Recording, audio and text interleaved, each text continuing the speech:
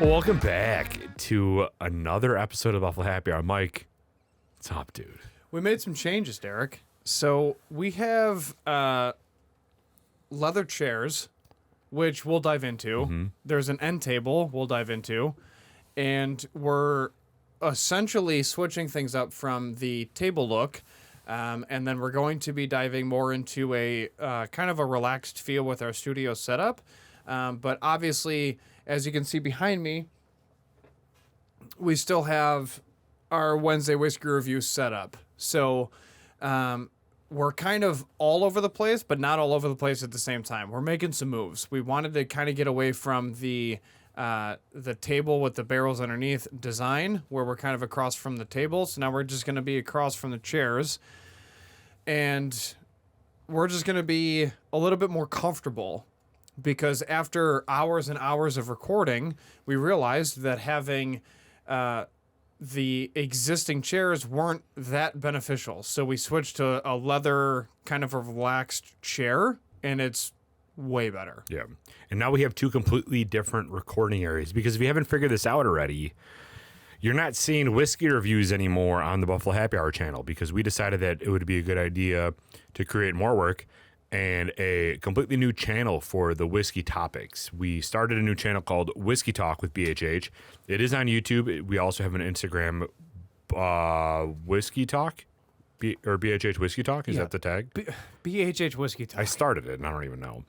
But that's what's happening right now, because we wanted to provide you all that listen to these weekly episodes a clean feed of whiskey, because we've been seeing that most of our viewers don't translate between the two, and we would figure that it would be easier for you guys just to see content that you would want to see rather than content that you don't want to see. So we created that new channel, and we have a recording area now over to do the whiskey reviews to Mike's right shoulder behind that.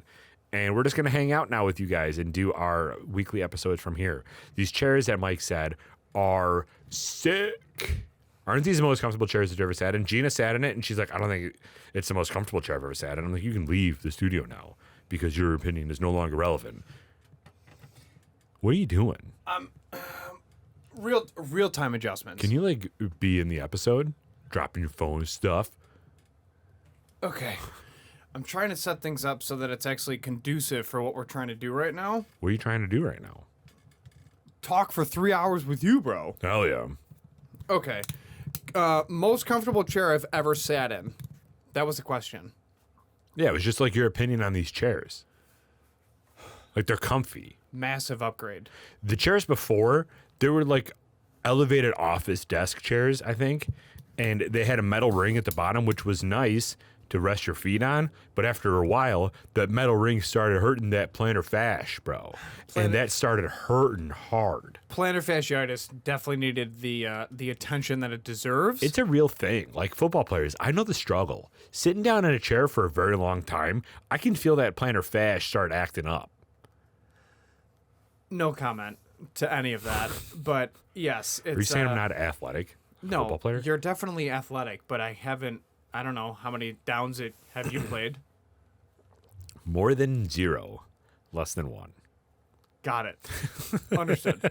So, what's the story behind these chairs? So we got these chairs from our new friends over at The Story Garage. If you haven't, they're not a sponsor of the show whatsoever, but they have some awesome antique. I wouldn't even say antique, but like, what would you describe this as? Like niche, like furniture?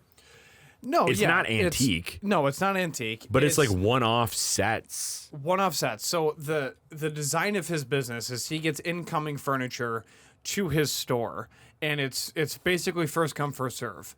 So we were obviously in the market for a different setup for a while, multiple weeks, and we of course wanted to continue to support local business, helping business, etc. which led us to seeing his post that included these 2 chairs. So we reached out immediately and we're like, hey, we're super interested. We're going to swing by. Obviously, we still work full time, so we can't swing over immediately, but we're going to be there Friday right after work. Is there a way that we can come by and take a look, sit in them, and then pick them up if we like them? And the store owner was graciously... Couldn't have been a nicer guy. No, super nice guy. And he was very gracious about it. And he goes, absolutely, I'm not letting anybody take them until you guys come take a look and see what you think. And we said, thank you very much. He also knows that we're going to be using these for our studio set, which is great. So right after work, we shot right to him. And it led us down this adventure about learning the furniture, learning about his business. I would love to have him on for a small business interview, just so we can kind of get a feel about, you know, his background, where he started, how he developed this entire business model in the first place. But essentially, how it works is he gets incoming clothes, paintings, and furniture into his store. First come, first serve. There's a story behind each piece. It's kind of like an elevated thrift shop, I guess. Yeah, it's a bougie thrift shop. Yeah. And you can go in, you can take a look. If you like it, you buy it, and then you literally carry it out of the store same day. Super simple process. There's really no drama around it at all. It's a great vibe. It's a great feel to the entire business. So thank you very much. And when we walked in, it was awesome. I walk in and I said, hey, I'm Mike with the Buffalo Happy Hour. And he's like, so nice to meet you. He's like, I'm so excited. He goes, the chairs are right over there. Go take a look. You know, what do you think? And he kind of gave us the story behind it. And you were right behind me walking in, which was nice. So I sat down in the chair and he goes, they are slightly used. And I said, okay. And he goes, but they were used once. He goes, so you'll see like a little nick that was just in transport. The nick is like something that you guys won't see on camera. It's and girls won't see on camera. It's unbelievably small. It's not a big deal at all. It doesn't even deter anybody from looking at the chair. If you were to specifically dive into what the chair looked like, then you would see it. But otherwise, you really have to look for it. They're brand new chairs. He then tells us a story behind these chairs, which was fascinating. So the chairs that Derek and I are sitting in were used in the movie The Purge in one specific scene. And then from there, never used again. So Derek and I are sitting in these bougie chairs, and we're now able to basically use them every single time during our weekly episodes, which is fantastic. And they're super comfortable. They're a nice leather. They have a metal base to them. It's kind of like each arm of the chair has its own metal like structure. Yeah, like square built into and underneath the arm. So it's really well supported, really well made, and super comfortable. Yeah. We just got to be on the lookout now for like a matching ottoman so we can throw our feet up and like real relax. Listen, I would fall asleep in here, to be honest. Our studio has had massive upgrades. Massive upgrades. We don't want to leave now. Yeah. But with that being said, we need to get an upgraded table. And who'd we get that? Did you already say the sponsors? Our upgraded table would come from Queen City Creative Works. Queen City Creative Works is an Etsy shop on Royds. They make all of our materials that are branded, and we specifically use Queen City Creative Works for our needs, their needs, and to try to help drive traffic to their business, which we have a massive announcement that we're going to announce this week that is in the works. Don't expect it anytime soon, but it's actively being worked on, which is super exciting for us. That does involve Queen City Creative Works and all of the different merchandise that you can buy with our logo on it, because then you're helping two businesses, us and them. So queencitycreativeworks.com in the interim is where you would go, and you can then essentially purchase all of our merchandise that's branded on coasters, water bottles, and the bottle openers, and they can ship them right to your door through USPS. So Queen City Creative Works, thank you for your continued partnership / sponsorship. And also, Addie's, thank you so much for your logo. We appreciate you guys, obviously. What, do you think you need to move a little bit over? Yeah, there you go. This is our first time in this new studs. New studio setup. Yeah, It comes with some modifications real time. Trying to figure it out. We're doing good. So that's the story behind the chairs. And this is the ideal setup for our weekly episodes. We just got to figure out, like, if we have guests here in person, where they go. Like, I guess we can put them, like, on the roof and just give them a mic and be like, yo, what's up? Kind of screwed, but it's fine. I mean, we just, I don't know how we do it. Yeah, but that's fine. I think that maybe we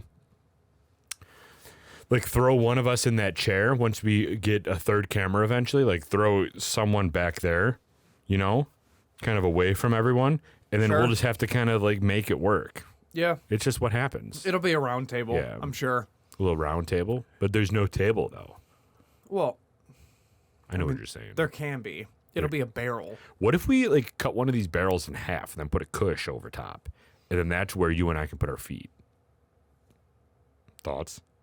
I mean, that's going to be difficult. We're going to have to work with Queen City to come up with a top for it. Yeah. Because cutting that barrel in half is going to be very dirty, so we're going to have to do it outside and like in the street. Because the char is going to be everywhere. Love that. Yeah, metal rings and everything else. It's going to be a mess. But we'll dive into the useless fact. No change in that front. And I wanted to get your thoughts on this useless fact. I found it very interesting. At 52 years old, Rolling Stones bassist Bill Wyman married an 18-year-old named Mandy Smith. They got divorced after a year. Bill's 30-year-old son, Stephen, married Mandy's mother, who was aged 46 years old. So your dad brings a woman into your life. They get divorced. Okay? The woman that was your stepmom at the time, you marry her mom, and you're the son. So you marry her mom. That's how that went. Okay? Bill then became the father-in-law of his ex-mother-in-law, as well as the step-grandfather of his former wife. Hold on. You So got to run that back. Okay, so I got the whole point where the son is marrying the mom, but now I need this family tree diagram. All right, listen. I'm listening. It's I'll just hard. It's hard to comprehend. I'll reiterate it. Okay, thank you. You are a son. You have a father. Your father marries a woman who happens to be 18. Yeah, I get that part. Okay? Yeah. So, And then I marry her mom. I Yes. get that, but I'm trying to figure out this whole grandfather thing because that doesn't make sense. well, because you're the son and you have a kid with your dad's ex-wife's mom. With your dad's ex-wife's mom. Okay. Okay? Yeah. So, that means your dad Okay. becomes the father-in-law of his, because you're married, Right. of his ex-mother-in-law, as well as the step-grandfather Hold on, he's not his father-in-law and his of ex-mother-in-law. of his former wife. So your dad becomes the step-grandfather of his former wife. That's not possible. Well, that's literally what the useless fact says. Okay. Okay. I get it. So you marry the okay. So you marry the mom, and now the mom's child is technically your dad's granddaughter. Okay. Now I'm kind of. It just doesn't make sense because we're only dealing with two generations. It doesn't but make we're not sense dealing with two because- generations. Yeah, and it doesn't make sense because it's not normal. Right, but this is also like 2/3 generations because you're talking about only a span of 50 to 18, but there's technically 3 generations in there. You got the end of the boomers, the start of the Gen Zers, and then you have a mix of like Gen Y and Gen X in there. Correct. Now, to that point, I have a separate question for you. That's kind of outside of the useless fact. But did we finish this useless factor? Because Yeah. I still have questions. What are the First questions? of all, how are you going to marry an 18-year-old? First of when all- you're 50, because you're not just meeting her when she's 18. I have some questions. Anthony Jeselnik would agree. 16's the age. We saw Anthony Jeselnik. I don't actually agree with that. We saw Anthony Jeselnik last night. Shut up. But I have questions on how he met this 18-year-old. He's famous. That doesn't mean anything. He's the basis of the Rolling Stones. So, all right, this is going to kind of get a little spicy. Here's the thing. None of this is ethically correct. You see this though, like didn't Leo date some like 18-year-old or like with Leo an who? 18-year-old? DiCaprio. What do you mean Leo who? You say Leo and you know who I'm talking about. I don't, because I have a friend who's Leo, and Well, Leo's happily married with I'm 3 kids. clearly not talking about your friend. That's why I'm defending my friend right now. None of our listeners were being like, "Oh, Derek's talking about Mike's friend right now." When you're in a conversation with a human being and they have multiple people with the same name in their life, you got to specify. You got to say Leonardo DiCaprio. All right, so Leonardo DiCaprio, middle name I don't know, social security number still undefined.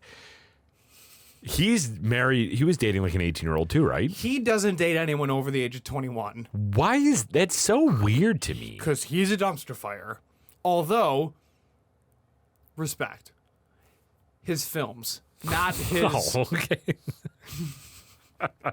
Thank you for clarifying because I was like, respect for an 18-year-old? No, absolutely not. I respect his work in the film industry. Okay.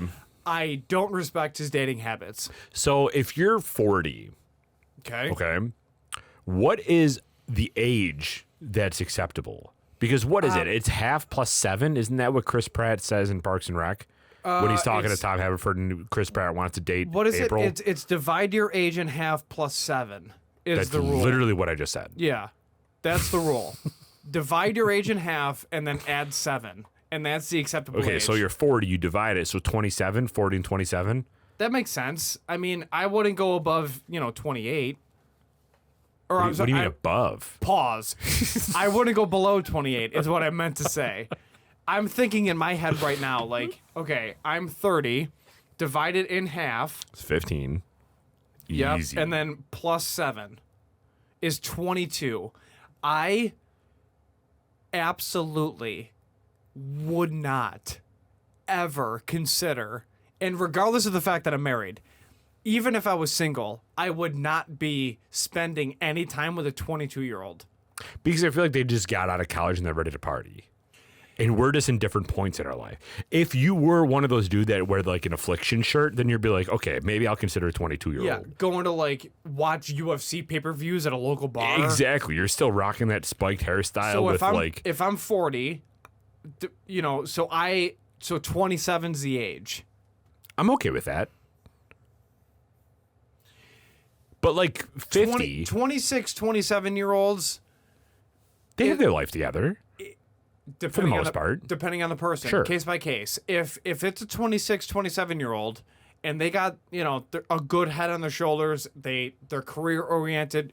Me and you at 26, 27 years old were very steadfast in what we wanted. But you find someone like that, though. Like, if you're 40 and you're looking to settle down and you find a 27-year-old that has their head on their shoulder, that's fine. But if you're a 40-year-old and you find a 21-year-old with a good head on their shoulders, they're still ready to blow that shit up. Mm-hmm. I agree. I agree. I agree. So, like, if you're 50, you're not going for a 27-year-old because there's still that half age plus 7. Like, 27 and a 50-year-old, now you're just digging for that money, right? Right. So 50 would be 25 plus 7, so 33. That sounds right? No, 20. I mean, here's my thing. I'm sorry, it's 34. When you and I were in college, we were both dating younger women. Specify, please. Meaning, like, within 1 to 3 years of our age. Thank you. I'm not ready to go to jail right now, You know what I mean? Well, our They audience don't. doesn't. Yeah, Correct. thank That's you. true. That's true. Leo is a friend. We were dating people within 1 to 3 years younger than our current Correct. age. Your wife is how much older than you? 3 years older than me? Same. Yeah. And I got dumped during my warm up at the gym. All right, how hard you hit legs, though, after? It was chest. Oh, hell yeah. And I murdered it. So I'm on the treadmill and I'm warming up. Okay, Yeah. I'm doing like it's an inclined walk, and I'm not running before a lift. This is like pre-knee problems, the works. That Osgood coming out. This is World Gym days before Crunch bought him out. Okay. I'm on the treadmill. I get a text. Whatever the verbiage was, she breaks up with me via text. She broke up with you through text? Yeah. Oh, that So sucks. it's fine. Doesn't she have like So, 12 kids now or something like that?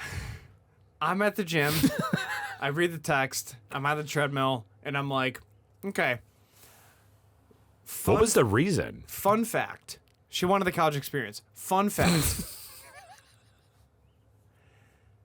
I was not going to do chest that day. I was going to do back.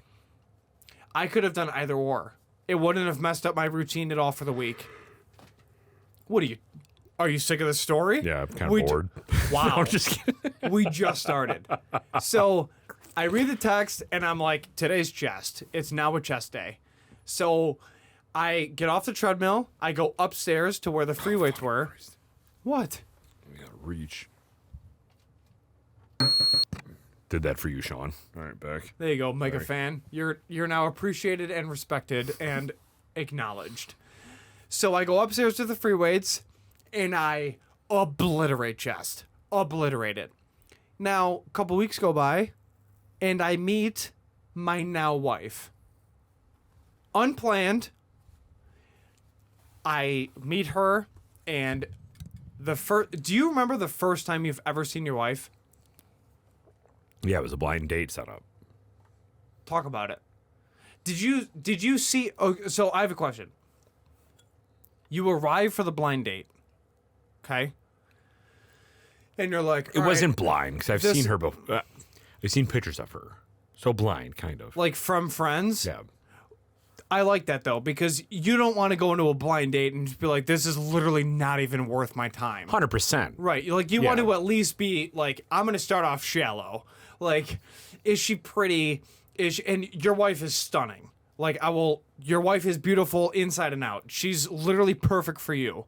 And I'm very, very grateful that Gina's in your life because you guys balance each other's out, just like Colleen balances me out. And I know you would say the same thing for my wife. So I'm glad you got those photos up front. Colleen, you're stunning. Just saying. So when you show up, and we also have to talk about my anxiety attack because that was real. So last night. So you show up to the blind date. What were your first impressions of that blind date? My first impressions of that blind date, Yeah. like when I first met her. So I did the whole like chivalry isn't dead thing. Like I went to go get flowers. I did that whole thing. I still remember I wore black jeans and a black, red, and gray flannel. One of my favorite flannels, ripped now, R.I.P. Missed that flannel. I would bring that flannel back any day of the week. But I saw her and I'm like, I'm just happy that she looks the way that she did in pictures. Because you know how sometimes it's deceiving? Like, no disrespect to anyone. But like sometimes pictures don't make you out to be the person that you are, you know? Gina does not need any filters. No, not at all. She's got that like olive skin, like that Italian, even though she's not Italian, which is weird, but like she's Italian. And she's got that olive skin, which is perfect for photos. But I saw her and I'm like, okay, I'm glad, one, that you're real, and two, that you're still interested in me. So like, are you still interested in me? Is this like a still thing? And this is I mean, you lost a lot of weight since you've been with Gina. Oh yeah, I was still like my husky 2'6". I was a big boy back then. She felt safe. She felt safe. She felt like she can cuddle up with like a little polar bear, you know? Mm-hmm. And now she puts her head on my chest and she's like, I wish you were fatter. I'm like, all right, perfect. So you attribute yourself to a polar bear opposed to grizzly or black? I don't know, just a bear. Easy. Okay. We're going to go down that route. I mean, if you were to... we said this before. I would attribute you to more of a grizzly bear than a polar bear. Yeah. I don't know. I just feel like I run hot. So I would probably resonate more with a polar bear that's up in the north with the snow and stuff like that because I run at 170 degrees all the time. I'm slow cooking like a nice brisket. Let's just say if Jeffrey Dahmer ate me, he'd be pleased. You would go Dahmer. All right, continue with the story. So you see her. You're like, Jeffrey "Thank you for Dahmer. being real." Oh, not that story. Okay. No. What part? So you see her. You're like, thank you for being real. Yeah. Are you still interested in me? And then we went to Manja, and we had a nice Italian meal. Then we went upstairs in the lounge, and we listened to a dude named Joe Bolognese. Not a sponsor, but he was awesome because he was like an old Dean Martin type singer, and he just wooed the crowd. He went up to every table. He was singing like "My Way" by Frank Sinatra. It was dope. This is Honda Civic days, right? No, this was Subaru WRX days. WRX. Yeah. Okay. Oh yeah, that's right. WRX. 'Cause you were over at the investment. The investment property. yeah. That's what we'll call it. I'm not going to name street names. Yeah. Okay. It was a pretty cool place. I was pumped about that. No, it was. It was Red Kitchen. Making decisions, you know? Yeah, 100%. It was 1000% the right move. When you met Colleen, did you Yeah. just know her through work, or did you see pictures of her before? Like, how you just knew her through work? I didn't know her through work. So, two of my closest friends worked at the same establishment that she works at currently. Yeah. I always wanted to work there. Always. And I expressed it, at least I thought I did, to the right people. Didn't get to those ears. But, and it came out later, and they're just like, I wish you would have whatever. And I was like, well, that's not how that went. So it is what it is. I got a phone call, and my buddy said, apply, because we're hiring. Obviously, you're interested. You know, we can teach you some stuff, and you can work with us. And I was like, awesome, because now I'm working essentially with my two childhood closest best friends. Right. So I walked in. I walk into the establishment to fill out the application. My now wife is sitting at the desk, and she was somewhat new and somewhat established in her position at that time. And I walk up to the desk and I said, hi, I'm here to fill out an application. My name is Mike. Dave and Justin asked me to come and fill out the application. And she's like, okay, sounds good. So she, reaches to her right, opens the drawer, pulls out an application because it was paper at the time. And, OG, not to date myself. And she puts it down. Me being me, I didn't bring a pen at that time. And I was like, can I borrow a pen? She goes, sure, no problem. Reaches in, grabs a pen, hands it to me, and I fill out the application, give it back to her. And I said, okay, I'm all set. Here's my application. And, we'll go from here. And she goes, all right, sounds good. Thank you. And I leave. And I walk out of the main building, the new build, right? And then I walk down to the original property of the business. And I walk down and I talk to my two closest friends at that time. And it still are outside of you. And I was like, hey, who's the chick at the desk? And my one buddy reaches into his pocket and pulls out a $5 and hands it to my other buddy. And he's like, unbelievable. And my buddy who won the bet laughs and goes, I knew it. And I said, what's going on? And they said, we bet lunch that you would make a comment about Colleen at the desk. And I'm like, why? And they're like, because it's Colleen. And I was like, what does that mean? And they're like, it's so you. It's so you. And the thing about it is there was weeks between me being dumped and me meeting my now wife. And I spent nights, multiple consecutive nights in between my breakup, and because I've never dumped a person. I've only been dumped. And in that, I laid in bed and I literally, and we've said this before, I'm more religious than you. So I've literally prayed and I said, I'm looking for A, B, C, and D. E is great. And if it's not the mainstay of the relationship, whatever, like I'm looking for A, B, C, and D. And that's all I want. This is it. And when I walked in to fill out the application, I walked in the door, I made a right to go to the desk, and when I walk in, I see her sitting behind the desk, and there's no other way to explain it, describe it. She's literally glowing, and she's like, I see light around her. So I see her sitting there, and then I see light around her, and I'm like, I'm like, why is she so pretty? Like, every single thing about her to me was stunning. And I was like, okay. So, and I don't know if it's because, like, I was just a perv or I'm just, like, super into her, but I was like, she is so pretty. and I fill out the application, and I'm like shaking. My handwriting is probably atrocious.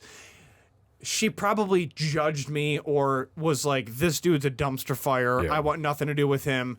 And when I go down and talk to the guys and they bet lunch or whatever, I was like, so what's her name? Like, just tell me her first name so I have like some sort of closure. And like, her name is Colleen. And I was like, okay. So like, when do I start? And for months, I would go up to the building and I would ask her for the table diagram for the upcoming event and to set the tables and chairs, right? So I woke up, she was in charge of making the diagrams, and I was like, hey, and it kind of spiraled into, we were working, 55, 60 hours a week, and she was there full time, so she was pulling 40 hours plus. And we were getting into the busy season. And I said, why don't you guys, the three of you, go out with the three of us, and you're the full-time planners for the events, and we're in charge of setting everything up for you guys. Why don't we just go out for a drink and like kind of build camaraderie and hang out? So I go home. I'm living with my parents at the time because she's 3 years older than I am. She has she's got her own apartment. She moved from a totally different city to Buffalo. It's a big deal. And she's got a career. And Why did she move here in the first place? Because her sister moved here originally for college. And then that's where she met her husband, day zero of college. So then her sister is telling her how great Buffalo is. Leave Syracuse. There's no reason to stay. Like, Buffalo's booming. It's a better city. Just come, try it out. So my now wife takes, heeds the advice and comes to Buffalo. Awesome. If anything, I thank my sister-in-law so much for everything that she's done for my life and my marriage and everything else. So I go home. Can you name me the tour bag? So I go home and I get ready because the business owners of the establishment that we now both work for had Bills season tickets. And they invited her to the game because she's an employee that's been there for, a while. And for me, I'm just kind of like the new guy, so I didn't get a ticket, which was fine. Colleen texted me and she's like, I wish you were here. It would have been, it would have been more fun. Everybody else brought their significant other, and I'm just kind of like here, but like obviously. Were you dating at this time? We weren't necessarily dating, but we were, exclusive. Yeah, sure. And seeing each other. Correct. So like from the start, it was her and only her. There was nobody else in my life. There was nobody else that I was kind of like talking to, texting, dating, nothing. It was literally just her.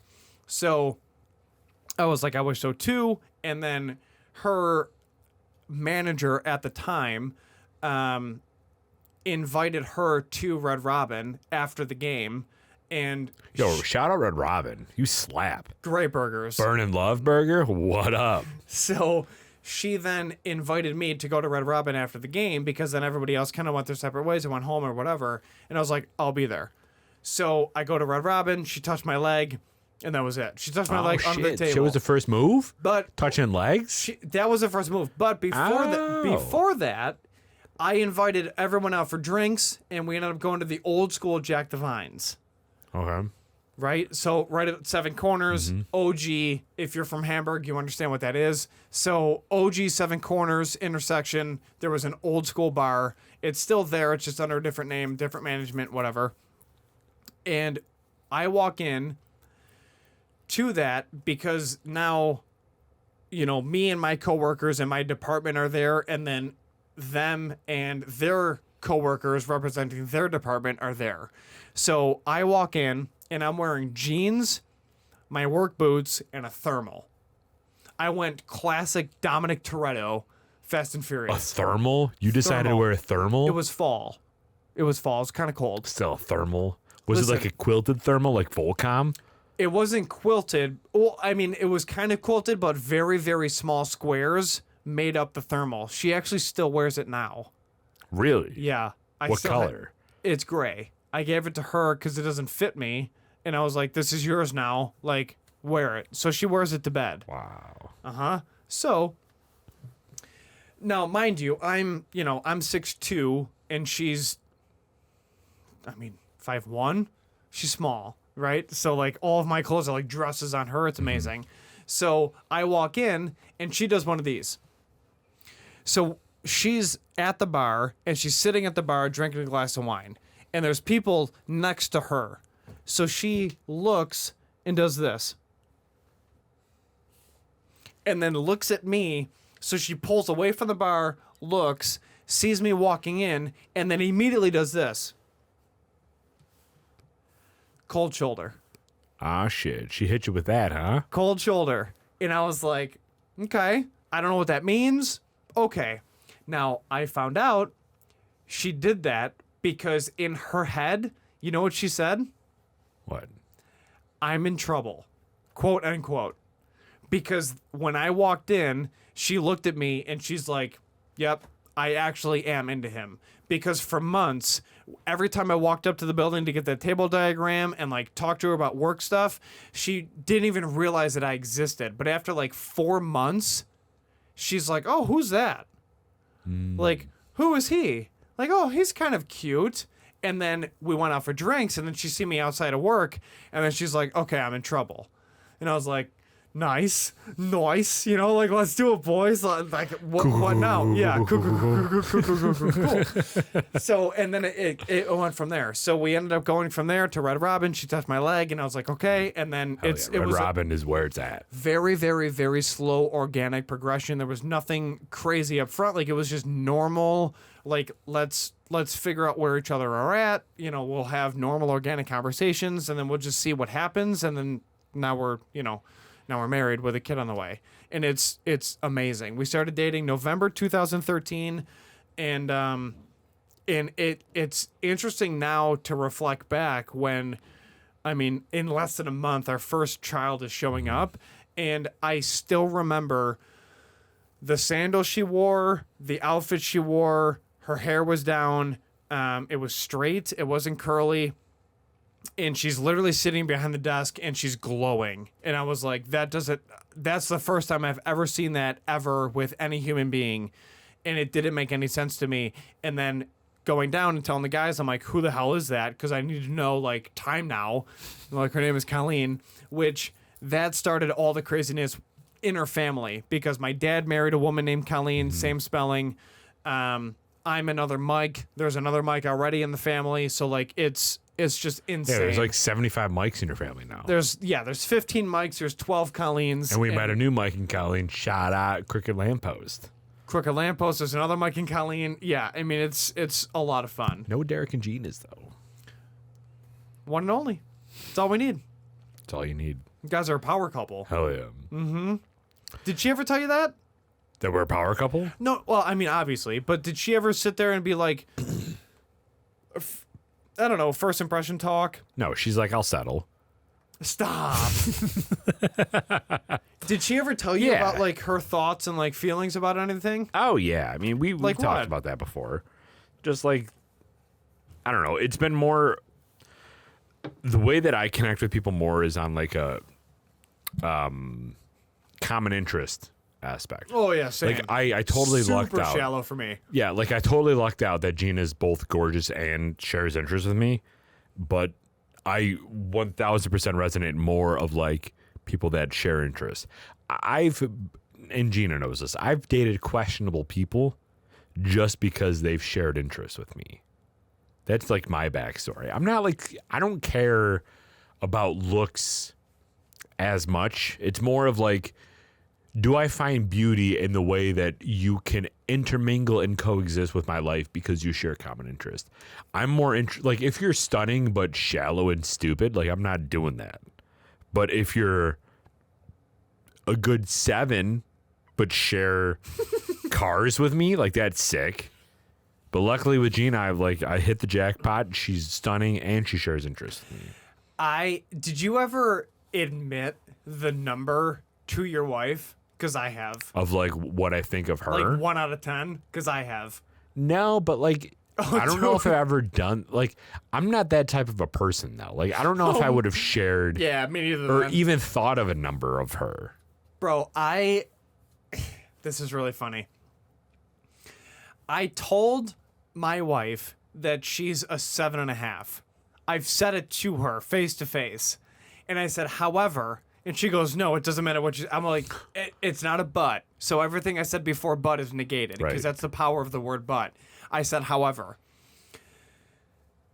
you being a 7.5 to me is a 12 out of 10 because everything else outside of whatever, like looks, all the shallow stuff, the stereotypical physical, none of that matters. Like to me, everything you bring to the table, mental maturity, careers, goals and aspirations, work ethic, common interests, like you said, political views, just everything that makes you who you are outside of your family that I'm obsessed with, your friends that I'm obsessed with, like the people that you surround yourself by and the people that raised you, your love for dogs, like all of that adds to, you know, a 7.5 to a 12 out of 10. Like I can't, there's no one else I'd rather be with. And if she was being honest with me, What would you rate yourself as? yeah, I wouldn't go above an 8. I wouldn't. You think you're that high, an 8? I wouldn't go above an 8. Like my max is an 8. I would not go above an 8 for me. So if you had to objectively I've- rate yourself, looking in the mirror, what would you say? 6.5 to 7. Okay. I mean, dude, So you're shooting up with Colleen because Colleen's 7.5. You said. Dude, Colleen is nowhere near my league. I've seen my friends' brothers I've looked at, and I'm like, you're Jesus. Like, God took time with you. There are some stunning dudes out there, and I'm not afraid to admit that. Yeah, not at all. I mean, dude, I'm a Buffalo 6.5 to 7, a New York City 4. Right, it's true. You know what I mean? Like Europe, too? No. Europe, there's some spent- gorgeous people in Europe. Not really. I've spent some time in Europe, bro. I'm up there in Europe. Are But, you? like, You think? I know What about Canada? Well, Eastern Europe, I've spent a lot of time in. I'm up there in Eastern Europe. Western Europe, or I'm sorry, Western Europe, I've spent a lot of time. No. Eastern Europe, I spent a lot of time I don't even know where we are anymore. Listen. We Eastern or Western? Listen, I spent a lot of time in Eastern Europe. I'm up there in Eastern Europe. Western Europe, different story. I'm talking like Spain, Italy. Oh, that's what I'm saying. Yeah. I don't think of like Eastern Europe as actually being Europe. It is. That's like a Russia, India-esque. All right, well, we'll continue this conversation next week because I want to know more about how Mike rates himself from a scale of 1 to 10. So if you like today's discussion, let us know in the comments down below. And tune in next week when we continue this conversation. But please remember, if you're ever drinking with us, you have to drink responsibly, be a good person. And Michael. Be a good person. Don't litter. I'm new. This kid is drunk lately. Don't litter, human beings. Don't litter. We only got one planet, one rock floating in all of space. Take care of it. Don't litter. We're out.